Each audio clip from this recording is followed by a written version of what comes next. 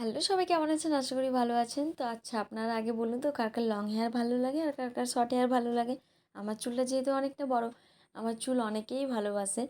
মানে লং হেয়ারের জন্য আমাকে কতটা ভালোবাসে জানি না। কিন্তু আমার লং হেয়ার অনেকেই ভালোবাসে, অনেক ভালোবাসা দেয়। আমি দেখেছি। তো অনেকে আবার বলে যে কোমরের নিচে চুল, মানে কোমরের নিচ অব্দি চুল বাড়াতে না। তো যেদিন রামনবমী ছিল আমি সেদিনকে চুলটা মানে শ্যাম্পু করে মন্দিরে গিয়েছিলাম, তো চুলটা ছেড়ে গিয়েছিলাম। তো ওখানে যখন মন্দিরে বসেছিলাম তো চুলটা মাটি লটাচ্ছিল, ওখানে পিসি ছিল, একটা কাকিমা ছিল। তো ওনারা বলেছিলেন যে চুলটা গোটাও, মাটিতে লটালটি করছে। আর কোমরের কোমর অবধি চুল রাখবে, কোমরের নিচ অবধি না কেটে নেবে। তো আপনারা বলুন তো মানে কোনটা ঠিক? কোমর অবধি চুল রাখাটা ঠিক, নাকি কোমরের নিচ অবধি থাকলে কী অসুবিধা হয়? আমার খুব জানতে ইচ্ছে করে।